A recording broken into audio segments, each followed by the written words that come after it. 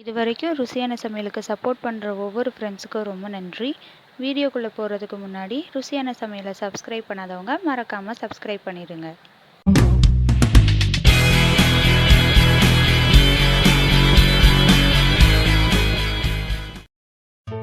இது உங்கள் ருசியான சமையல். இன்னைக்கு நம்ம பார்க்க போகிற டிஷ் உருளை பன்னீர் குச்சி. உருளை பன்னீர் குச்சி செய்கிறதுக்காக முதல்ல ஒரு பவுலில் இந்த சைஸில் கட் பண்ண பன்னீர் ஆட் பண்ணிக்கிறேன். அது கூட கேப்சிகமும் இதே சைஸில் ஆட் பண்ணி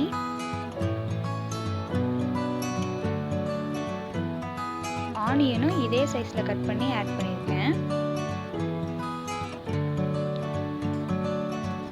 அது கூட உருளைக்கிழங்கையும் ஆட் பண்ணியிருக்கேன். இதே சைஸில் தான் கட் பண்ணணும். எல்லாமே ஒரே சைஸில் இருந்தால் தான் குச்சிக்குள்ளே நல்லா ஃபிட் ஆகும்.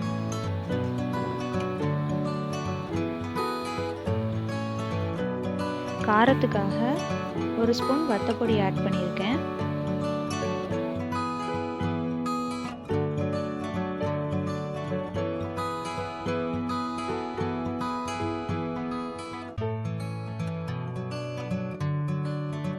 ஸ்பூன் மஞ்சத்தூள் ஆட் பண்ணியிருக்கேன்.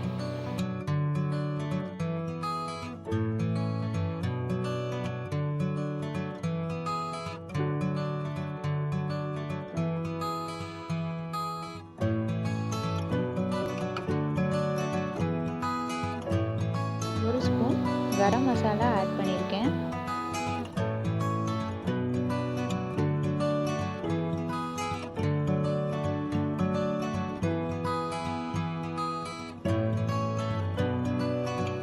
ஒரு ஸ்பூன் லெமன் ஆட் பண்ணியிருக்கேன். கூட உப்பு சேர்த்து நல்லா எல்லாத்தையும் மிக்ஸ் பண்ணிக்கிறேன்.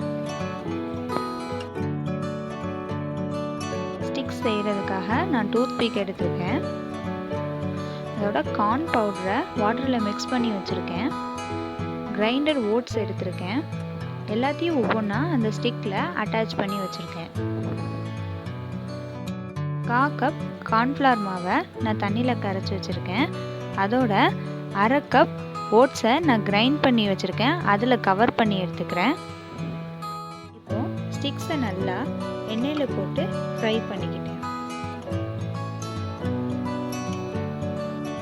உருளை பன்னீர் குச்சி ரெடி ஆயிடுச்சு. இது ஈவினிங் ஸ்நாக்ஸ்க்கு நல்லாயிருக்கும். கண்டிப்பாக ட்ரை பண்ணி பாருங்கள். ட்ரை பண்ணி பார்த்துட்டு கமெண்ட் செக்ஷனில் கமெண்ட் பண்ணுங்கள். இந்த வீடியோ உங்களுக்கு பிடிச்சிருந்தா லைக் பண்ணுங்கள், கமெண்ட் பண்ணுங்கள், ஷேர் பண்ணுங்கள், சப்ஸ்கிரைப் பண்ணுங்கள், பெல் ஐக்கான் ப்ரெஸ் பண்ண மறந்துடாதீங்க.